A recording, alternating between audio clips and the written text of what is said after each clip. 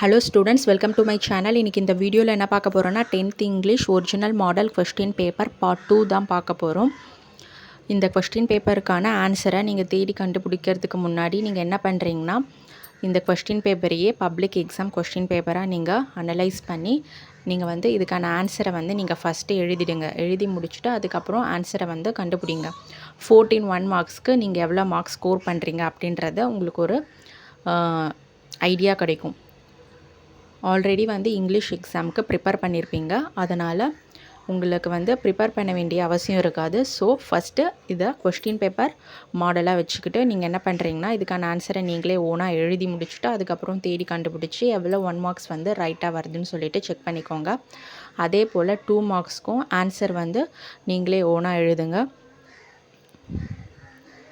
உங்களுக்கு ரொம்பவே யூஸ்ஃபுல்லாக இருக்கும் இந்த வீடியோ. மறக்காமல் இந்த சேனலை சப்ஸ்கிரைப் பண்ணுங்கள், லைக் பண்ணுங்கள், ஷேர் பண்ணுங்கள், ஃபாலோ பண்ணுங்கள், சப்போர்ட் பண்ணுங்கள். எக்ஸாமுக்கு தேவையான எல்லா இம்பார்ட்டன்ட் வீடியோவும் இந்த சேனலில் அப்டேட் பண்ணுறோம், பார்த்து யூஸ் பண்ணிக்கோங்க. வீடியோவை ஸ்கிப் பண்ணாமல் ஃபுல்லாக பாருங்கள். இந்த கொஸ்டின் பேப்பரோட பிடிஎஃப் வேணுன்றவங்க நாங்கள் டிஸ்கிரிப்ஷனில் லிங்க் வைக்கிறோம், நீங்கள் அங்கே போய் நீங்கள் டவுன்லோட் பண்ணிக்கலாம். 2 மார்க்ஸ்லாம் சாய்ஸே இல்லாமல் எல்லா 2 மார்க்ஸ்க்கும் ஆன்சர் ப்ரிப்பேர் பண்ணி வச்சுக்கோங்க.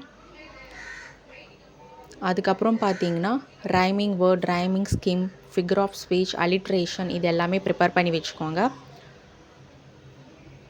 Active voice, passive voice, indirect speech, compound words இதெல்லாம் கொஞ்சம் கான்சென்ட்ரேட் பண்ணி எழுதுங்க. அதுக்கப்புறம் பேராஃப்ரேஸு, கொஹிரண்ட் ஆர்டர் அதெல்லாம் ஈஸியாக மார்க்ஸ் ஸ்கோர் பண்ணிடலாம்.